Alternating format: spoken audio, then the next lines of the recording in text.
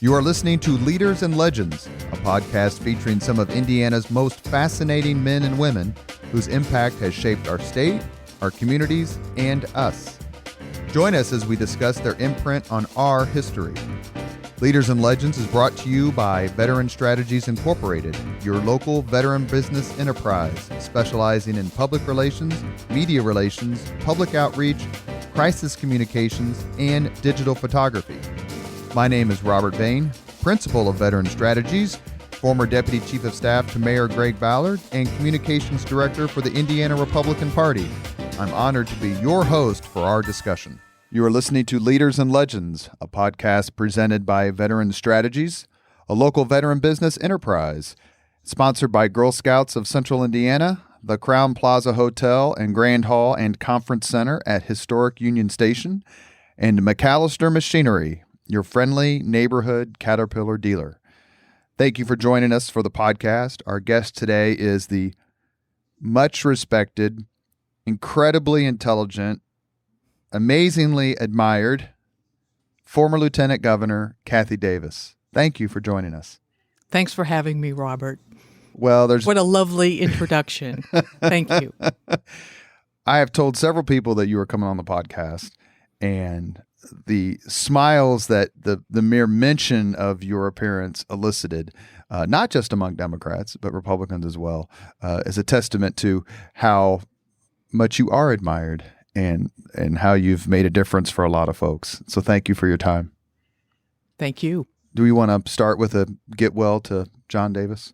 Oh, that's very nice. Yes, John is home with a bad cold, and we were going to meet at my house, and then that didn't work out. So I appreciate the change in venue, and yes, get well, John. Well, and that's Thanks, the perfect segue. Oh, you're very welcome. He's a terrific, terrific guy. We are at McGinley's Golden Ace Inn, our home away from home, the world podcast headquarters for Leaders and Legends. Kathy, tell us a little bit about where you were born and your amazing academic career. I was born in Boston, Massachusetts. Both of my parents are from the Midwest, Dayton and Evansville, but they both went east to college and stayed, and I grew up in the Boston area. My parents were divorced when I was 7, and my mother, brother, and I lived near Harvard Square, right across the street from what was then the Radcliffe Library. She married my stepfather, and then we moved to a town called Natick, Mass., and he was a high school teacher of government and economics, and the discussion around the kitchen table with him was always about the events of the day and how they reflected or didn't reflect the Constitution of the United States.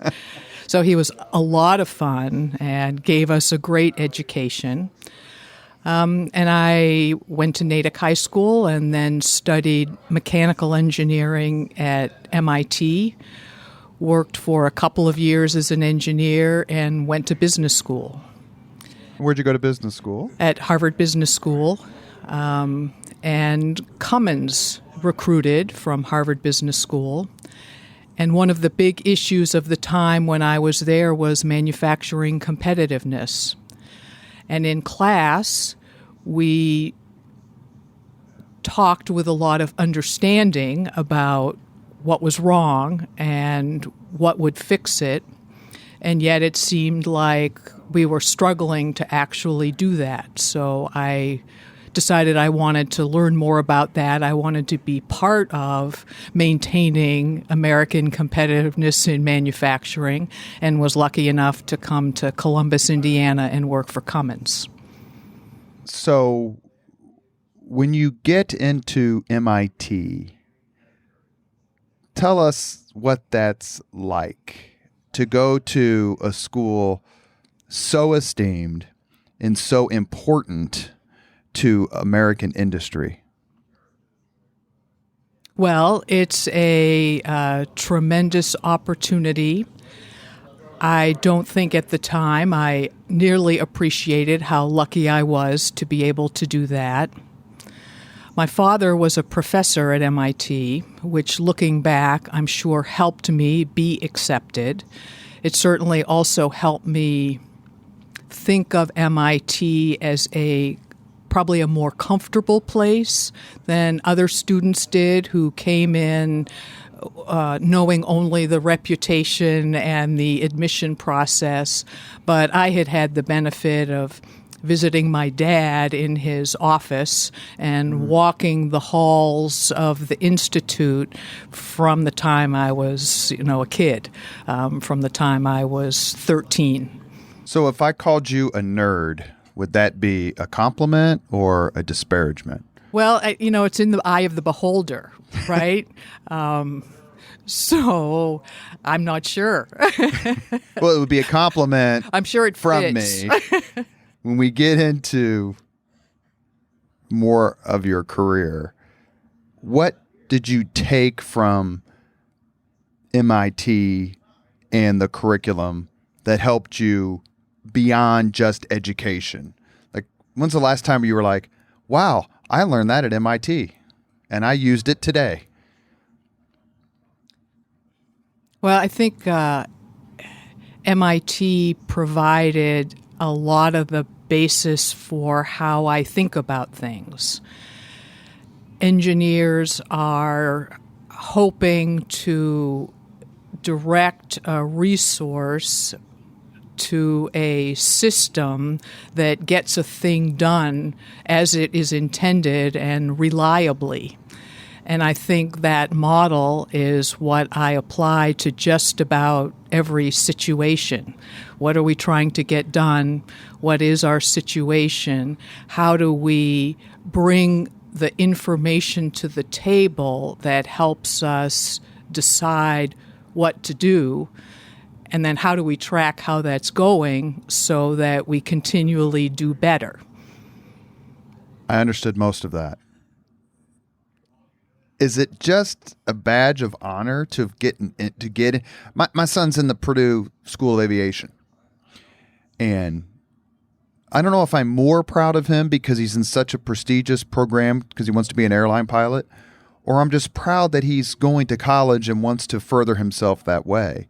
Was there just an extra bit of pride, like, I got into MIT? There has to be. I mean, I don't want to answer the question for you, but there has to be just a little bit of like, yeah. No, it's very exciting. Yeah, it's very exciting to be accepted and to go and walk the halls along which so many discoveries are being made, so many brilliant people are working among so many curious and students who are full of ideas. Yeah, it's absolutely wonderful. Why Harvard Business School afterward?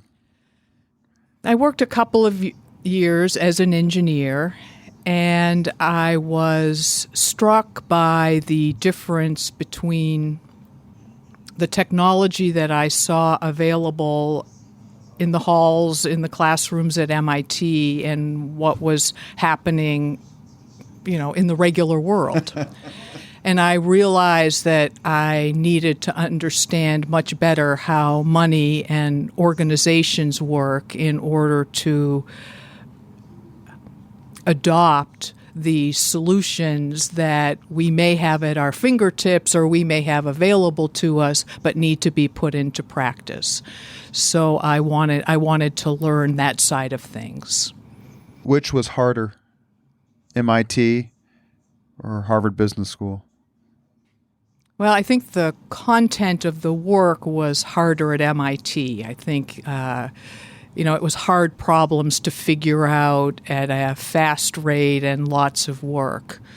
I think it was personally more demanding at Harvard Business School, where half of our grade was based on our class participation, and we had a moment to speak in class and reflect what we learned and what we recommended from a case, and have that stand when as soon as I stopped talking, someone would come in and disagree with me.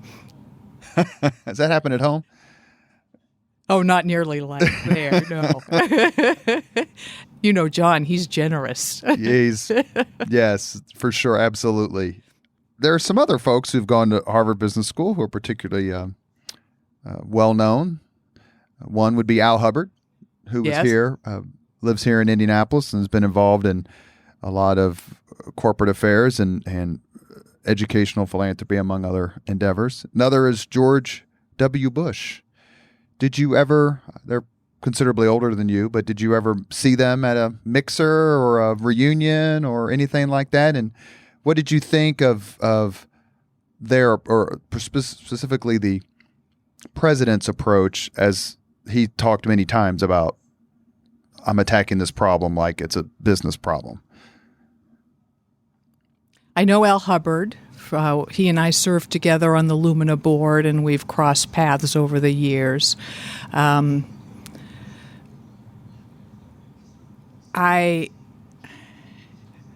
guess I agree with the approach of looking at a problem as a business problem, which I think means, again, trying to assess where we are against where we want to go and what we're going to do about that.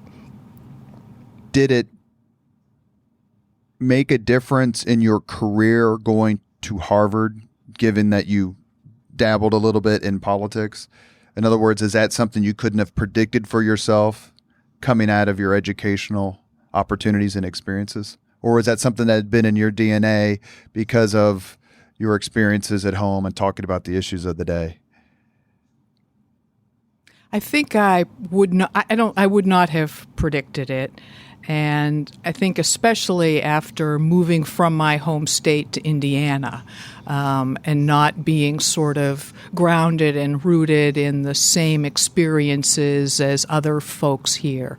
So I think I ended up taking very naturally to the challenges of governing and feeling like the quality of good governing was extremely important to lots of aspects of people's lives, but more focused on that than politics per se. I never felt really grounded in Indiana politics. And were you a Democrat early on? Yes, always a Democrat. Always a Democrat. Never a hint of Reaganism or I was in Spiro Agnew or any of the other giants. I was in business school when Ronald Reagan was president, and while I say I've always been a Democrat, I think that is a strong value that this country be for everyone. And I don't think that is.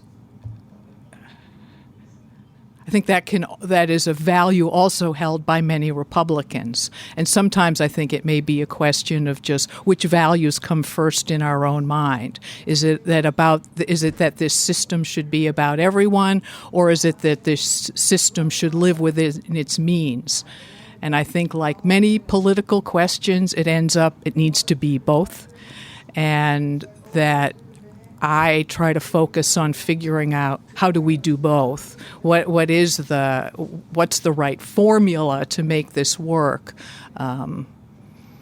We asked Bart Peterson in our podcast with him, kind of when he became a Democrat, and he grew up, kind of matured during the Vietnam War, Watergate era.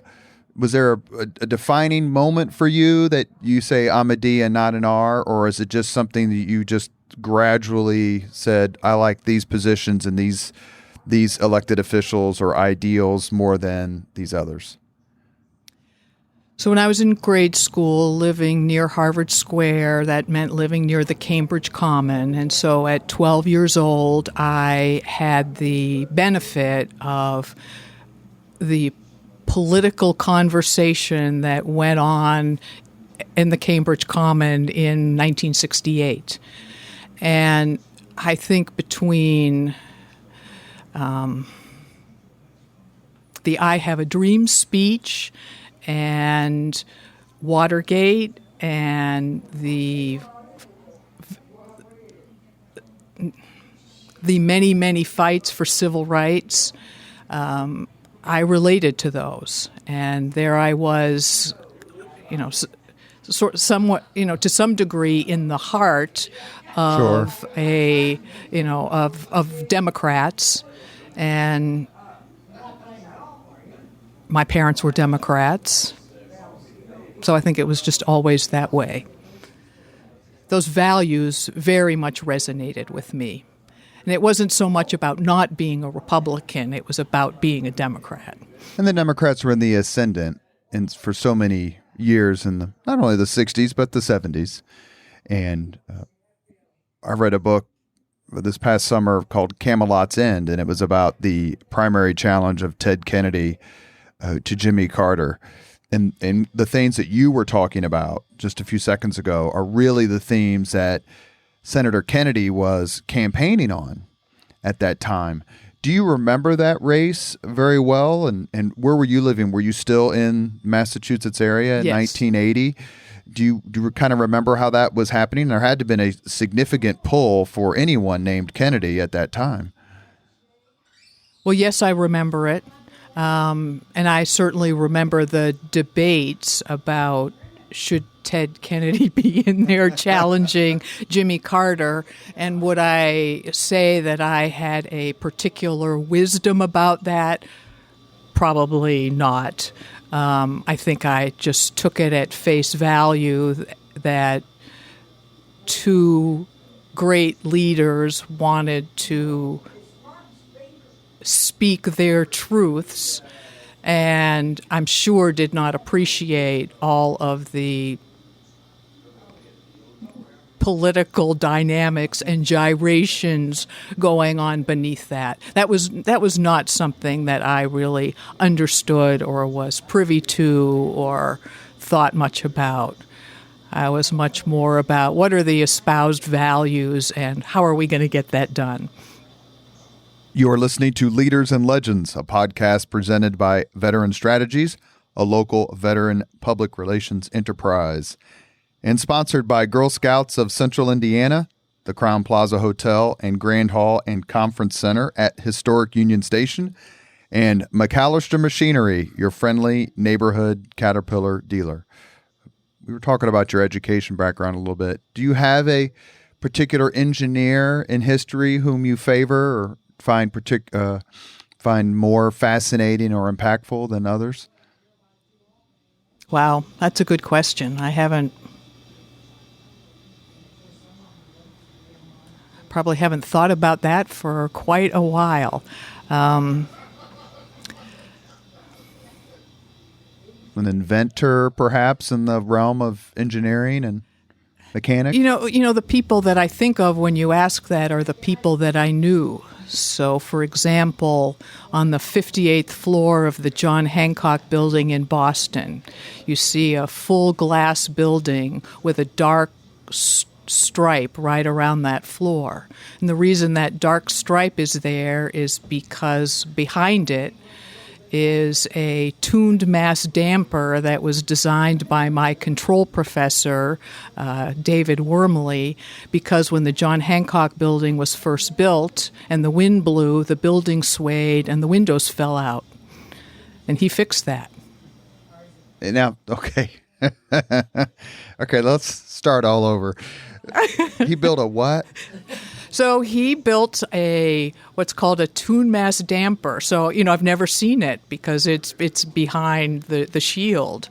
But when the wind blows, there is a system of springs and masses that moves around on that floor to counteract the sway of the building in the wind. Those are called tuned mass dampers. Sorry. And so...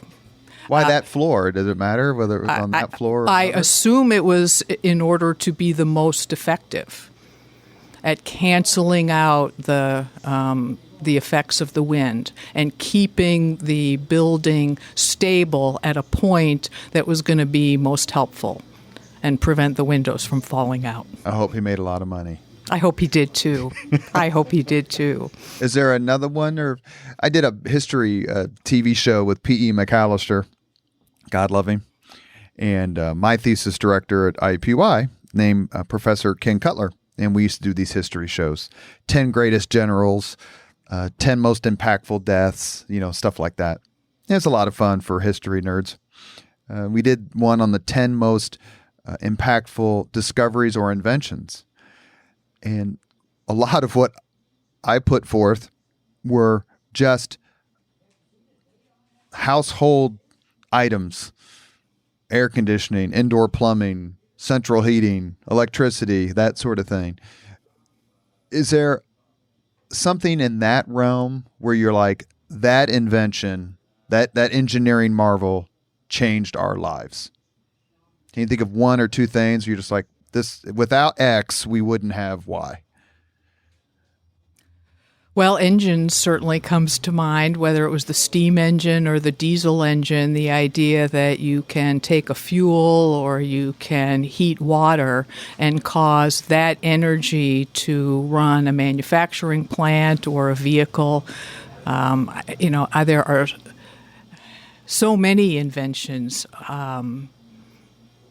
I was actually have changed everything. I was right? thinking of James Watt when I asked you the original question, that the invention of steam power.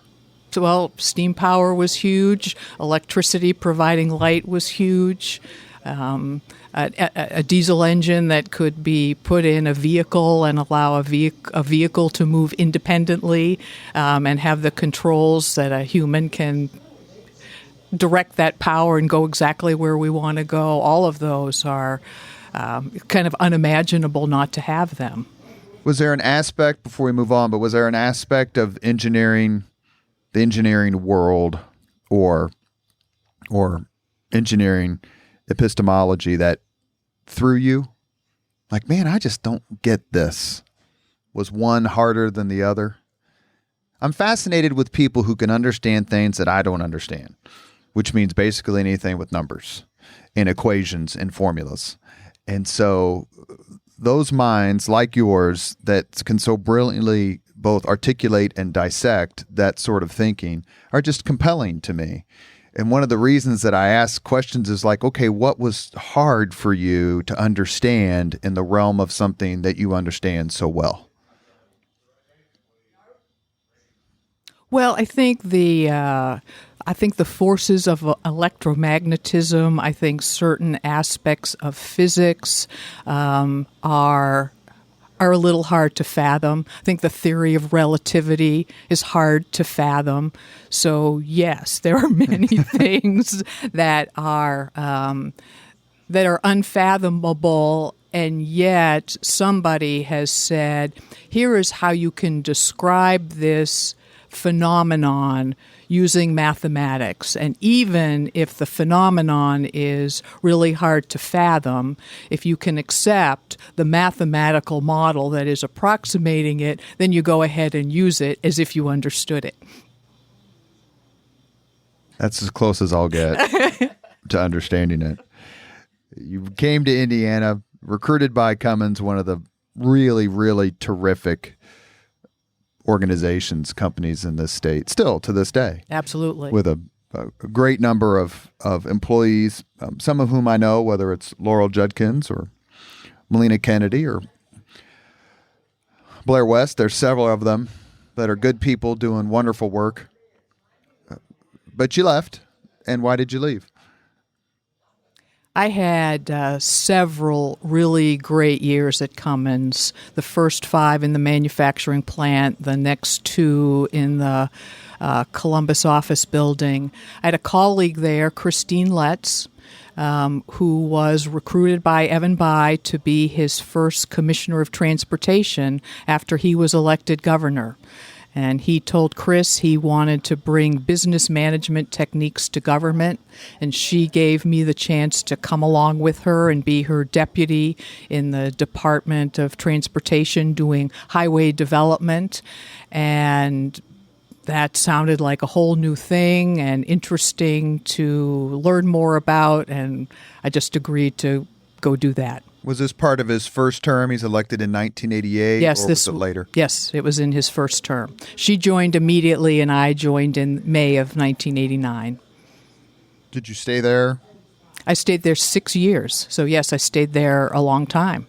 And went from highway development to overall transportation planning, and had a great opportunity to learn the state. I think I have been on every state road, which means every community within the state of Indiana, learning how a transportation project was seen by the community as something that would transform things for them. And it was great. So does this background make you more or less patient with the orange cones? Oh, more patient, right. So I see the value in the orange cones. I know that it'll pay off. It makes me less patient with the strips that are cut out of the center of the road, though, without any smoothness, between them, and wondering who got in there and was on the right of way and cut this strip in the road that's making us all jolt in our cars. Well, we're Hoosiers, so we're both very upset that the roads haven't been repaired and are equally upset that the roads are being repaired. I bet that goes for everybody, right? I think that may be true. Are you someone who thought that this government was just kind of be a dalliance and then you were going to go back to the private sector? And if so, it didn't really turn out that way. Yeah, I think that's what I expected on the front end, but the world of serving your fellow citizen. Evan Bayh used to talk about the privilege of making a contribution. And I'm not sure I appreciated that or understood it until it was over in, many years later in 2005.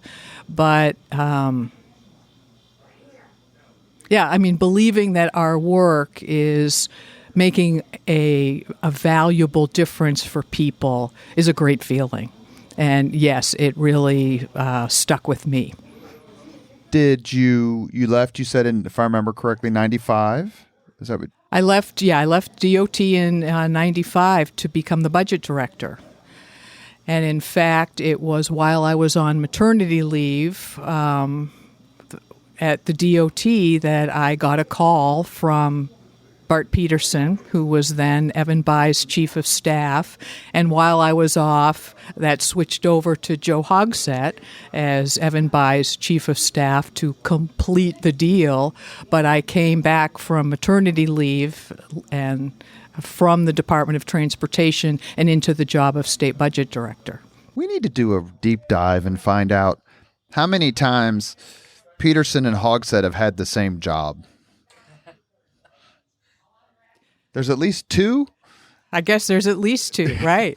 And I don't know, I can't think if there are more, but that's an important one. Well, you know what? That's one of the great things about politics, and I say it on this podcast and say it in private conversation and when I talk to folks as well, and that is you meet, if you're willing to be open-minded and not psychotic, you meet the best people from your party and no party and the other party just by being cordial, knowing that you're not going to agree. But as my friend Joel Miller and I used to say, sometimes it would be, "Good morning, Ralph. Good morning, Sam." And that would be a takeoff on the old cartoon with the coyote and the sheepdog. That was a good one.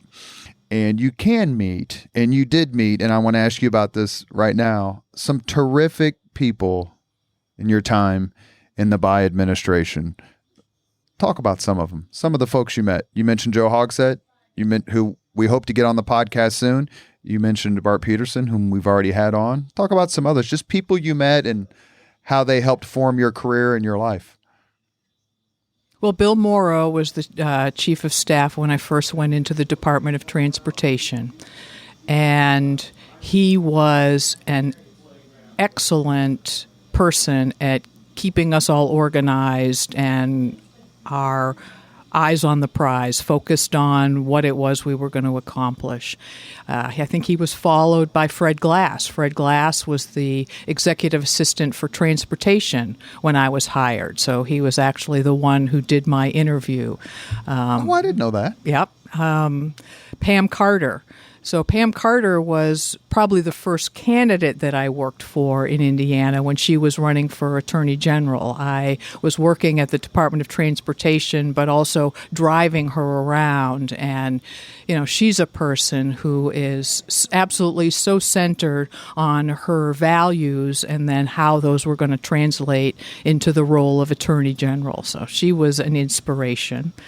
Chris Letts, who brought me along with her, she was responsible for what was my motto for a long time, which is facts are friendly.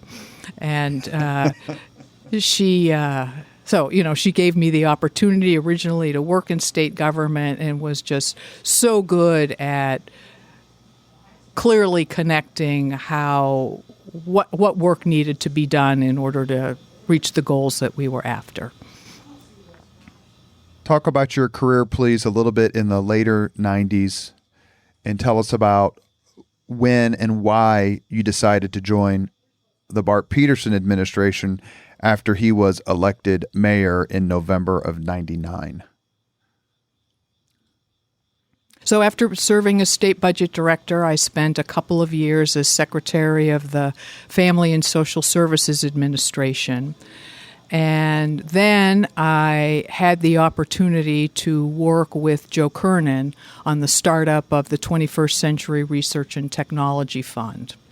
And we had just been through the first several months. The General Assembly had appropriated $50 million to create partnerships between Indiana businesses and universities, new products, new headquarters, and we had just organized the first peer review and allocated the first 20-plus million from that fund to projects. And then Bart Peterson asked me to come be his controller. And did you join the administration as soon as he won? So I did. I was there on day one. There on January 1st of 2000. Incredibly relieved coming in as controller that. What did we call it then? What was the big scare about whether Y2K? Y2K, thank you. And whether our systems were in fact going to be working that day. And thank goodness everything did, and we went. I want to say that, well, I know for a fact, I can't remember the exact context, Chris, but remember Susan Brooks said she was the last person to leave. So Susan Brooks, current congresswoman who was deputy mayor under Goldsmith, that was her particular project, was making sure that the city didn't fall apart at Y2K, and she goes, it was the biggest nothing I've ever been involved with. Well, I don't know, she said she handed the keys to you, or she handed the keys to somebody. Yeah, Robert, you connect it all here, don't you? Because so thanks to Susan Brooks, yes, everything worked. And of course, I think most things worked around the country as well. And I think there could have been many glitches, but I think that was a time when all the preparations really worked well. People thought it through. It was successful. And it was taken seriously as a potential doomsday. Yes. You've had some heady gigs. I mean, we haven't gotten to the part where you're lieutenant governor under Governor Kernan, but I mean, you're not running the rallies. You're running big agencies. What was it like FFSA is gigantic, and being in charge of the budget, that's a tremendous amount of responsibility. What was that like? What was it like to be in the budget agent and tell everybody no? Well, because that's what you do. And then in FSSA, I bet you have to tell people yes a lot because you want to be helpful. Well, FSSA was a real education. Yes, absolutely, you want to be helpful. FSSA serves 1 million Hoosiers. And when I started, we served 1 million Hoosiers through 235 different funding sources and sets of rules.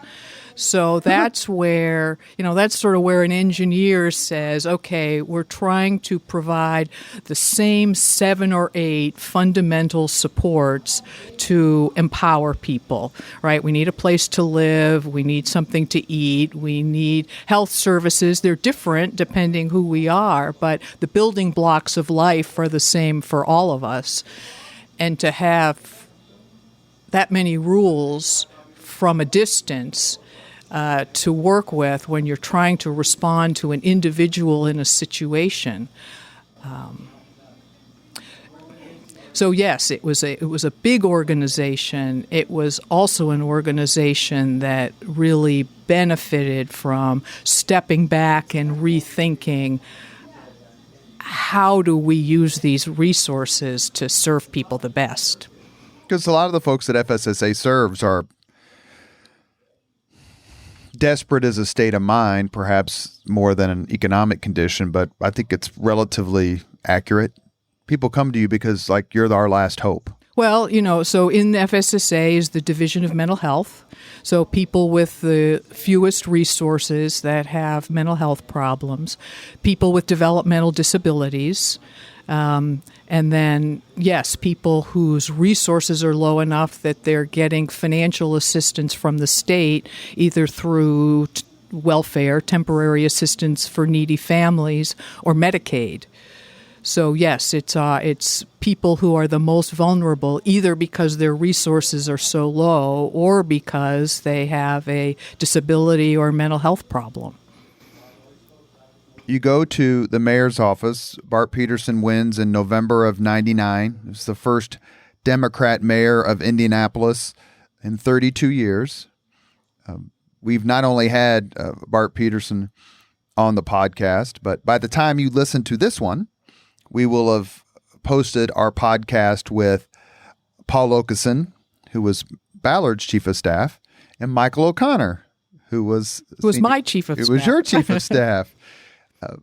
What was it like in those, and I'll say heady years, I think that's fair to say, years of the Peterson administration, that first term when there was so much going on and all these new people with a new set of priorities, even though Mayor Peterson talked a lot about how he and Goldsmith were not that far apart on stuff, and certainly Ballard and Peterson weren't that far apart, but it was a whole new era, and you were right there, just like you were very close, just 6 months, into the new era at the state with the first Democrat governor in 16 years. So obviously you're a good luck charm. Well, isn't it exciting to be part of a team that comes in and has a goal and needs a plan and needs to execute the plan when the paper wants an answer by tomorrow of what's going to happen? And it is a lot of pressure on a group of people, but I think it's the best team building one could possibly have. And, one thing about these great leaders that you've described is they know how to build a team around themselves to get the job done. So, and Peterson had a terrific staff. He had a terrific staff. Well, I think in general, the leaders have a terrific staff. I tell people all the time who are meeting Greg Ballard, and I've said this on the podcast, I'm meeting Greg Ballard for the first time, what should I say to him? And I always say the same thing. Compliment his staff as mayor, and you have him. I said he might even tear up on the spot.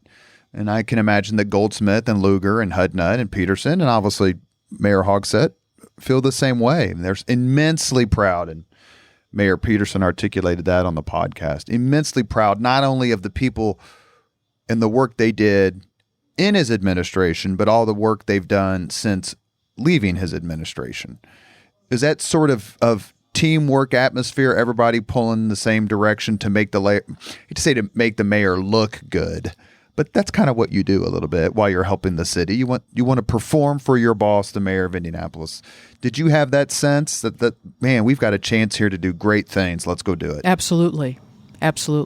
Perform for your boss, because performing for your boss means you're serving the people in a way that they recognize is a job well done, and that's the goal every day. Is there a particular initiative or event during your time in the Peterson administration of which you are most proud?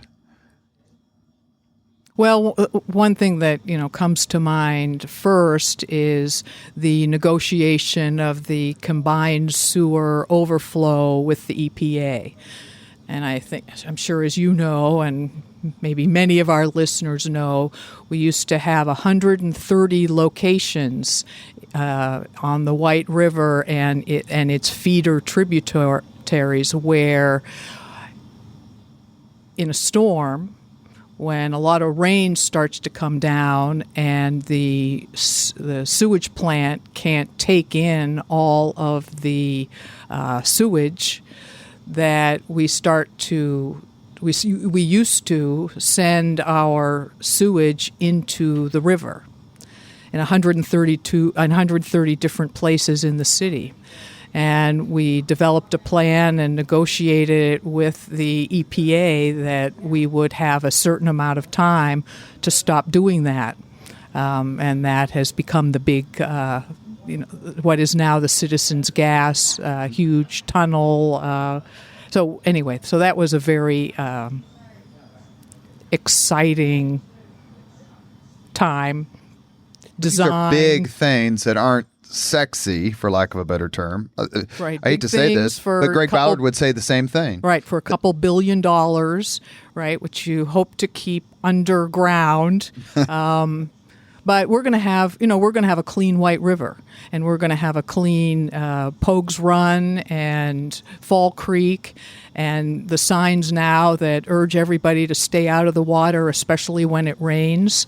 We're not going to have those forever, and I think that's going to be a huge opportunity for the city to use our many riverfronts as an asset that you can't do when they're dirty. That's exactly right. I think to your point, the White River area is the part that's screaming for something for the city. It's the next level attraction that the city's been trying to. I mean, there's other ones too, but the White River is the one that basically cuts through the entire county and the city. Isn't it going to be fantastic to open that up to all that you can do with it when that's a clean body of water? Absolutely. Did you see yourself staying in the Peterson administration for as long as he was there? Or did you say, it's time to go back to the private sector before you got this phone call we're about to talk about? Yes, I thought I would stay with the Peterson administration. Loved it. Didn't know if I could keep going as controller. It's the hardest job I've ever had. It's the most relentless job that I've had, and it wore me out. But I loved it, and I certainly didn't have any plans to do anything else. Well, the most brainiac and powerful and wonderful person of the Ballard administration was Controller David Reynolds, who once referred to you as his favorite former controller in my presence. So I know it's true. And I would just look at him and he would shake his head no. And I'd be like, David, I haven't asked the question yet. He goes, well, we don't have any money. So if the question's about money, we don't have any. Did I sum up your role pretty quickly there? Well, I remember when Evan Bayh interviewed me to be budget director. I think, he had Frank Sullivan, then he had Gene Blackwell, and so the bar was set high, but it was the last 2 years of his administration, and things were running like a pretty well-oiled machine, and it was good economic times. But his major question was, can you say no? And so, yes, there's a lot of saying no. But hopefully there's also the why that goes along with it that, keeps the team together. And you do find money for people occasionally. Absolutely. Yeah. You do find money for the things that are most important to get done. Through a very tragic event, and that is the untimely and unexpected death of Governor Frank O'Bannon in Chicago. Yes. Joe Kernan becomes governor of the state of Indiana, former prisoner of war and all-time Hoosier hero. And he has to name a lieutenant governor. When did you get an inkling that you were on the list? And please talk to us, the Leaders and Legends audience, about that process. I met with Governor Kernan at his condo with Mary Downs on the 30th of September of 2003. And as I mentioned, he and I had worked together briefly, but really well on the startup of the 21st Century Research and Technology Fund. As lieutenant governor, he was the chair of that board, so he was responsible for getting that process started. And Mike Gary recommended me to him, and he hired me as a contractor to do that, and we worked together really well. It was clear that he wanted top performance, but he was going to make sure we had a lot of fun getting there, and it was a great relationship, a great pairing. I loved working for him. So September 30th, we met to hear him tell it. He and Mary had an agreement that they wouldn't make a decision, that day. And yet we started talking, and he then said, well, why don't you join me as the lieutenant governor? And Mary tried not to, elbow him too hard. But and who is Mary? Mary Downs, Governor Kernan's chief of staff, and his good friend and counsel. So wait a second. So there was a tacit agreement not to make a decision that day. Yet Governor Kernan made a decision that day. He did. He made we made a decision in the moment. And what did you say? I said I said, well, no, to convince him to break the deal. Well, I didn't know there was the deal. I didn't know. You must have been one heck of an interview. Well, yeah. I could feel what he wanted to do. And I think he could feel that I would be a really good lieutenant in helping him with 15 months to go figure out how to carry forward what Frank O'Bannon had been doing and what he wanted to do, and help mobilize the organization in the short time, the state in the short period that we had to do everything that we could do. And that we were very like-minded on that, and we had the experience together of putting together an operation, albeit for a much, smaller operation for the 21st Century Research and Technology Fund. But you clearly knew state government. I mean, if you're the state budget director, nobody knows state government better than the state budget director. Yeah, I had done. You proved your loyalty. You'd been a loyal member of administrations. Yes. You clearly were a valued member of the Peterson administration. And I had been a controller, and, Joe Kernan had been, before he was mayor of South Bend, he was the controller in South Bend. So he had that perspective of the experience that I had had and how he thought I would apply that in the job. And he was not planning to run at that point, right? He had decided not to run. So he wasn't trying to find somebody who was going to help him politically. And in fact, I was politically extremely uncomplicated. And I think that was helpful too. And he had obviously decided that he wanted to choose a woman, and that it was time to have a woman lieutenant governor, and he had this opportunity to make that happen. Because there'd been at least, I know Ann Delaney was a lieutenant governor candidate, right? Who that ticket lost. It was 84, I think. And was there any hesitation on your part? No hesitation. Because, Lieutenant Governor, you're a little bit Lieutenant Governor, you're a little bit in the public eye. And to your point, Kernan, as Lieutenant Governor, had decided he wasn't going to run for governor. He becomes governor because of the tragedy. And then he doesn't decide he's actually going to run for a term in his own right, which would be the 2004 election, until a little bit later. Yeah, for several weeks, right. So who told your husband, John, and who told Bart Peterson, the mayor?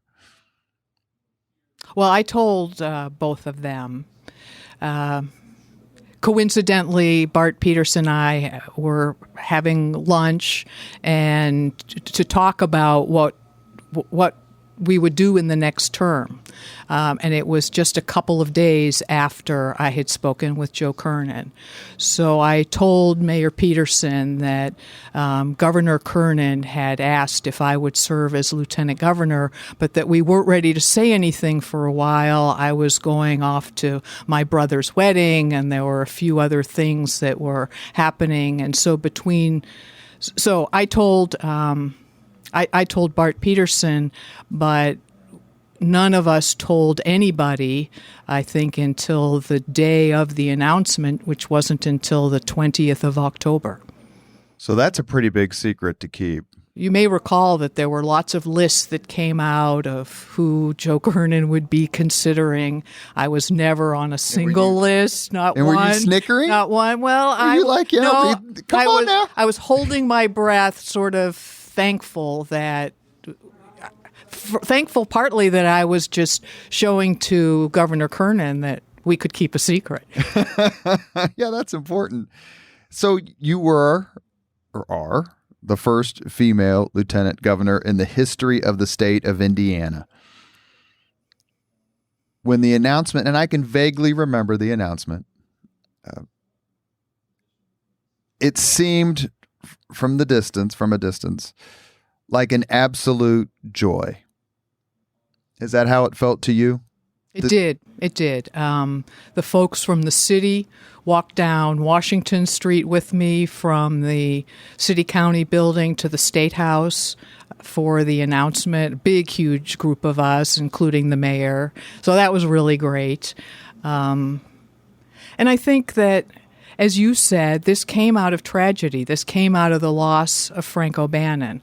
And as you've said, that, despite political differences, political leaders can be well loved. Frank O'Bannon was well loved, and I think that extended then to Joe Crowne, and I think that extended again to his selection of me. And certainly, I had known people in the General Assembly from my work in state government, and I think I was seen as an honest broker who did everything I can to get the job done the way I was being asked to do it.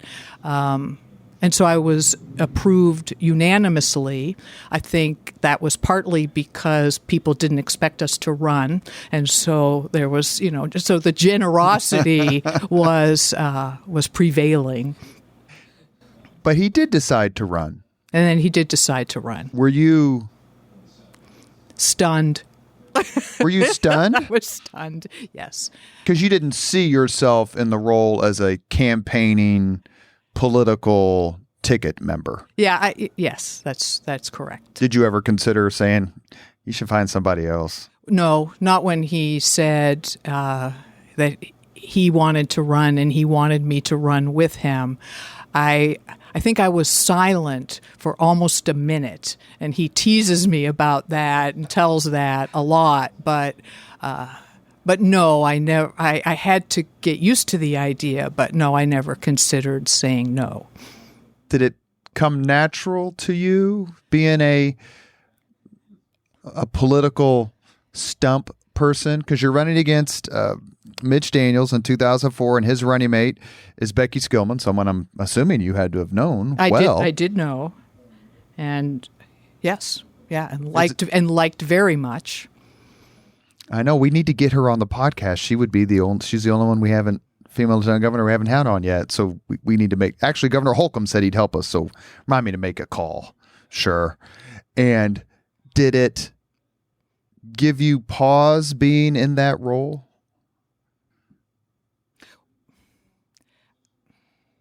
Because there are things you have to say and do as a candidate that you don't have to say and do if you're not a candidate. Well, there's certainly places you have to be, and people you need to see as a candidate. I don't know if there are things that you have to say that you wouldn't otherwise have to say, or you just have to find the right ways to say them. And you joked at me earlier when I answered a question. You asked me sort of what I learned at MIT that I apply.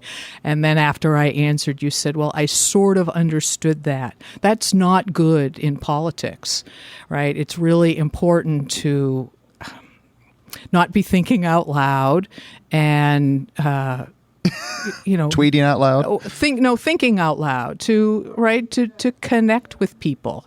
And I spend a lot of time thinking about the future and how to solve a problem, for the future. And really, and in politics, you want to connect directly with people based on what they're thinking right now. And I had to learn that over and over and over again. Because needs are more proximate for a voter. Help me get through this week. Yes, right. Don't tell me what you're thinking about is, how you're going to change the system to, to deliver on this in the future. All right. So I had a lot to learn. It didn't go your way. Right. You lost to really what was a transcendent campaign. I mean, the Mitch Daniels campaign in 2004, much like the Barack Obama campaign in 2008, is just universally thought to be a marvelous effort. It had to hurt. It had to be tough, especially when you see someone like Joe Kernan lose. Did it affect you in any way other than just the temporal and tactical connection to the date and the loss? Well, it changed my career. In many ways, it ended the career that I had gotten so used to. And I think one is so busy doing the work and being in a campaign that it's hard to spend time thinking about losing and what will happen then. So I would say, yes, it was definitely an upending experience.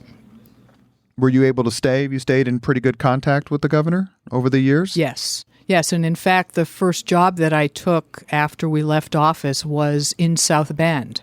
And I basically commuted from Indianapolis to work for Global Access Point, the owner of which bought the South Bend Union Station and pulled all the fiber cable that was running along the railroad lines into that building and made it a high-speed data hub and created a high-speed fiber network in Indiana.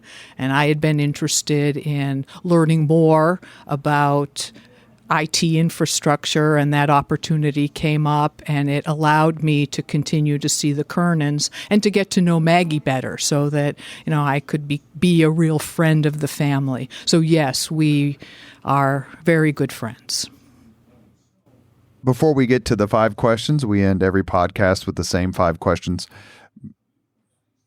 What, as an entrepreneur, which is what you currently, that's your, I think, an apt way to describe what you do and your career. When you look back as an entrepreneur to your time in government, do you wish you knew then that you know now? Like, entrepreneurs really need help or really need understanding in these areas, and government just doesn't give it to them, and I wish I knew that then. The way in which I am an entrepreneur is in information systems that are designed directly to help government. So I don't think so much about what government ought to do to help entrepreneurs. I think about what can entrepreneurs do to help government optimize its delivery and effectiveness. And that is something that you learned during your time in government? That we do good work and we're not just a bunch of Simpson-facing, bumbling bureaucrats, that we do good work in government. I tell people who have a chance to work in government, city or state or whatever, like, you'd be surprised how much good you can do, not necessarily by going out and doing it yourself, but taking 3 pieces of paper and choosing paper number 2 and sticking it in front of the mayor and saying, please look at this. They have opportunity in the proximity to get things done through the power of government that can help people. And I think that's an underrated aspect of public service. I think you have said that very well. I also think that there is an alignment among a community between government and the not-for-profit community and business that would be very, very helpful in making the changes that we're after faster. And I think that that also is something that information can help. You are listening to Leaders and Legends, a podcast presented by Veteran Strategies, a local veteran public relations enterprise, and sponsored by Girl Scouts of Central Indiana, the Crowne Plaza Hotel and Grand Hall and Conference Center at Historic Union Station, and MacAllister Machinery, your friendly neighborhood Caterpillar dealer. We are here with former Lieutenant Governor Kathy Davis, and we are ready for the 5 questions. You ready? Ready. I hope I'm ready. What was your first job? McDonald's. I made shakes the first night, and then I was on the counter. I did that for the summer. I started the night of my 16th birthday. McDonald's. I hate to say I just left there, but I did. What was your first concert? Wow. It was either Segovia, the classical guitarist at the Boston Symphony, or Deep Purple at the Boston Common, or Aerosmith. I would say those all happened very close to the same time. Aerosmith was a Boston band, so we saw them a lot. Deep Purple, played on the Common. Segovia maybe opened for Deep Purple? No. Not that I know of. If you could recommend any book for someone to read, which book would you recommend? Well, a few come to mind. I think I'll go today with Evicted. I think it is such a telling story about the value of stability and in people's lives, and what we do when we destabilize families. If you could witness any event in history, be there as it happens, which event would you choose? I think the I Have a Dream speech by Martin Luther King. That's been after the march in Washington. So the march and the speech. It's been a couple, 2 or 3 folks have said that for sure. Last question. If you could have dinner with anyone living today, 2 hours off the record, whom would you choose? Might choose Pete Buttigieg. That was Bart Peterson's. Love to, hear the update from Pete as he's spent this time on the campaign trail that he has. Do you know him a little bit? I do know him, yes. So who knows? Well, you're on the list? I doubt I'll be able to, but I suppose it's not outside the realm of possibility. Well, if he's a smart man, and he appears to be a smart man, he will have you on that list and have you as a close advisor. We are very lucky and very honored to have the first female lieutenant governor, Kathy Davis, on the podcast today. She is not only smart, she's smart enough to marry John Davis and kind enough to give us a little bit of her time. We are big admirers, and thank you very much. Thanks, Robert. Thank you very much for listening to Leaders and Legends, brought to you by Veteran Strategies Incorporated. If you want to contact us about this program or our menu of public relations services, please send us an email at robert@veteranstrategies.com. That's robert@veteranstrategies.com.